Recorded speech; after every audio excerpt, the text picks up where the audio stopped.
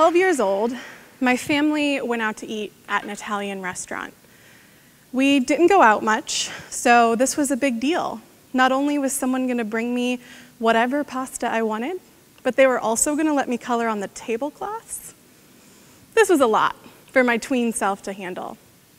But when I look back on that dinner, almost 2 decades later, it's not the food I ate or the birthday song we sang my brother that I remember.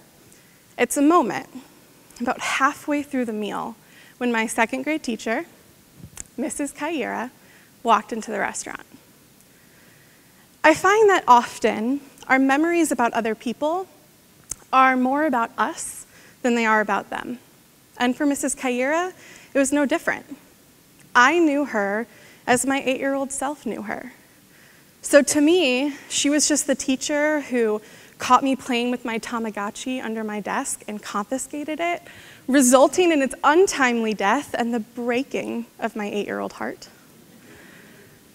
But she was also the teacher who sat patiently, teaching us about narrative arcs, and to expect that at some point, conflict must happen for the story to move forward.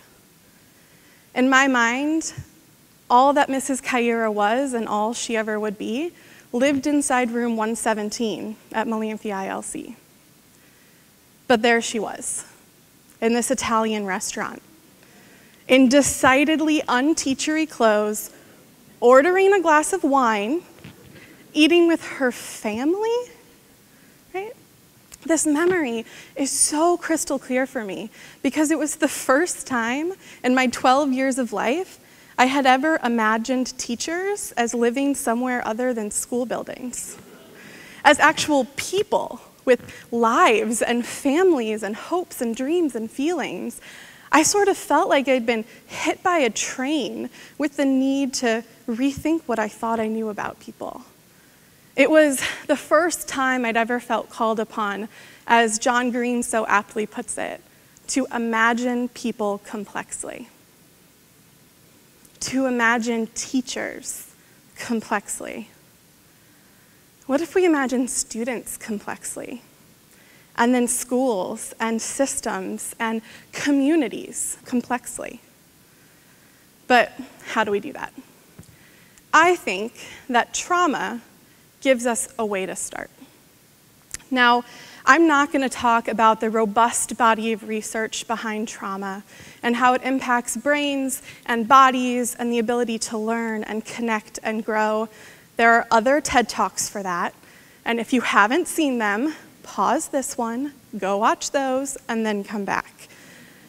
Because what I want to talk about is how trauma actually gives us a way to start imagining our schools more complexly, starting with the people inside them and the role that we, as a community, play in creating them. So in the trauma-informed world, we talk a lot about changing the question from what's wrong with you to what happened to you. So when we think about our teachers, we realize that what's happened to them is trauma. Both the trauma from their lives that they bring with them to the building each morning, and the vicarious trauma from their students that they take home with them each night. Let me go back to Mrs. Kaira for a second. She was an incredible educator, and she lasted her entire career in the public school system. But she's not the norm, particularly 20 years from when I sat in her classroom in the St. Louis Public School District. Today, the norm for teachers in schools like ours was that 25 to 30% of them leave after their first year. Their average credit score is abysmal, and nearly 40% of them miss more than 10 days of work every year. They're experiencing more primary and secondary trauma than the general population, and their teacher preparation programs are giving them lots of practice at writing learning objectives and nearly no practice at connecting with children. Right? We also know that the number of teachers of color, like Mrs. Kaira, has been declining for the last decade. Our teachers are getting more tired, less prepared, and more white, all while the kids that come to them are coming with more complex needs and from more diverse backgrounds. So when we think about this, when we use understanding trauma to start to imagine our schools complexly, starting with the teachers inside them, we realize that we have to rethink where we look for answers. I see this every day because I don't need these headlines and statistics to tell me that we have a problem. I spend my days training and coaching teachers and school leaders on how to become more trauma-informed, and I see firsthand all that's happened to them. I have a front row seat to seeing burnt-out teachers lost in a system that often calls on them to test kids more than teach them and to control them rather than connect with them.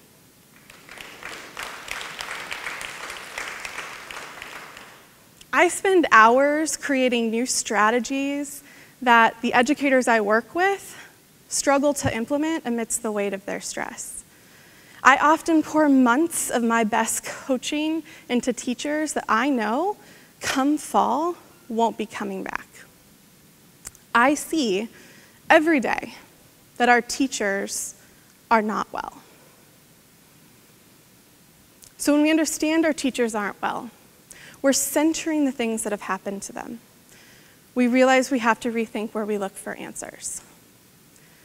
When we think about the impact that trauma has on the brain, how it disrupts our ability to form a sense of safety and connectedness, then we also realize that we can't separate the experience of our kids from the experiences of our teachers. And on this note, we, as a culture, love to separate kids from the realities of their lives, right?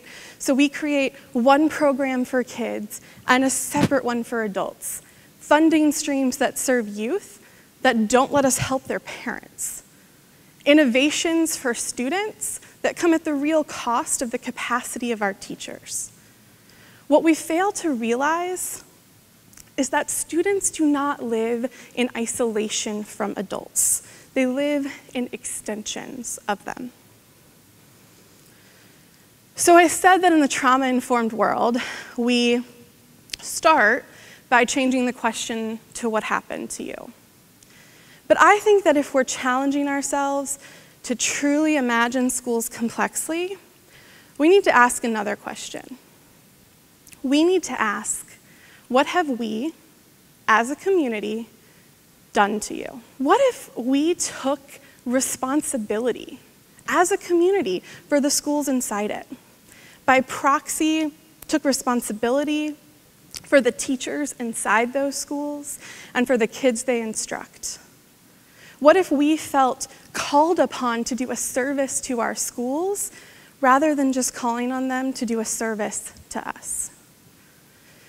I think that when we start with that question of what have we done to you, there are depths of injustice and wrongdoing with which we must grapple.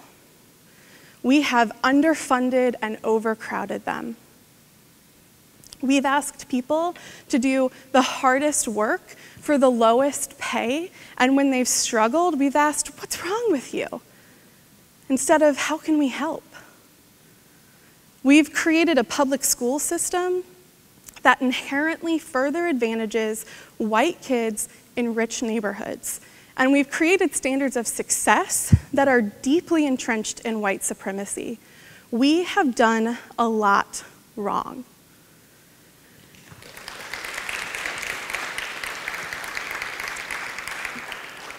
And I think we can only start to do right when we take personal responsibility for what we've done wrong, even when it feels hard.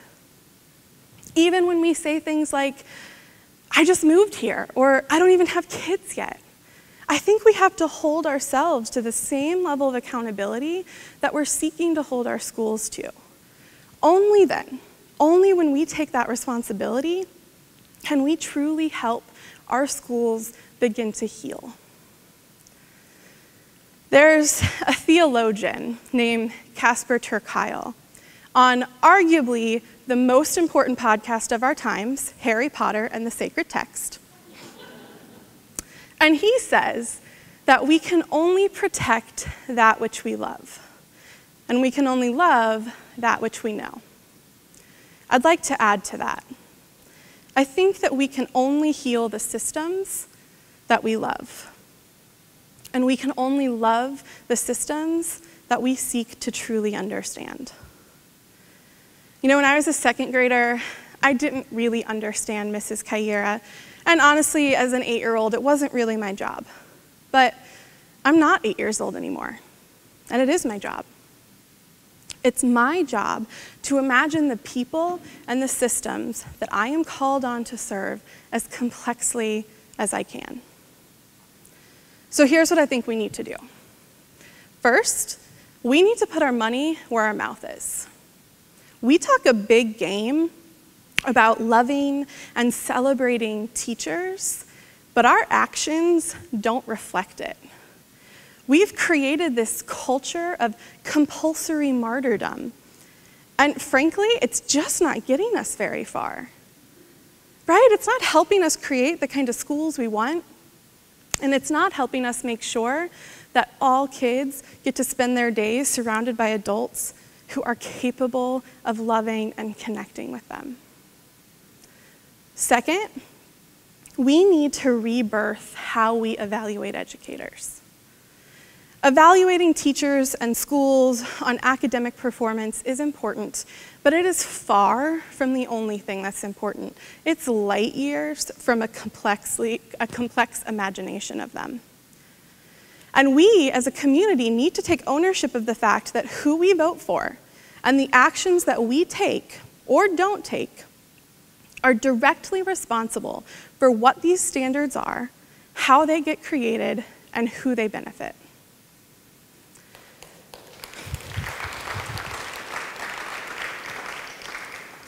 Last, I call on everyone who hears this to thank a teacher, but not just to say thank you, to show them real gratitude. We know that real apologies are less about saying I'm sorry and more about acknowledging our wrongdoing and working to do better. I think in the same way, real gratitude is less about saying thank you and more about taking the actions that make people feel as valued and supported as they should be. When I think about Mrs. Kaira, I have a lot to say thank you for. But I think what's more important is that I take the actions, using the things she taught me to help create the kinds of systems she deserves. I want to end by telling you a little bit about how I show up to this work. I'm not an educator, but I am the daughter of and the wife of an educator. 38 years ago, my mom graduated from college, one of the first and only in her family, and she became a teacher. 35 years ago, she quit to become a store clerk because the pay was better. The benefits were more comprehensive, and the drain on her energy as a young mom was less. The teaching profession lost my mother, like it loses so many, not because she'd lost a love of teaching, but because the conditions of being a teacher felt untenable to living a healthy life. Today, every time that I kiss my wife, a budding educator herself, goodbye, I send this little burst of hope into the universe. This little burst of hope that she'll retain her belief in the importance of relationships, even as she enters a system which at times will feel like it's trying to beat it out of her. I send this little burst of hope that she'll be able to imagine her students and their needs and their backgrounds complexly, but that her heart will be insulated from the weight of their pain. I send this little burst of hope that the field won't lose her too. I have this dream that one day she and I are going to walk into an Italian restaurant and we're going to see one of her students. Only they won't be so surprised. They'll already understand that she's both a teacher and a person. They'll already imagine her complexly, and they'll be ready, more ready than I was, to tackle our community's most complex challenges.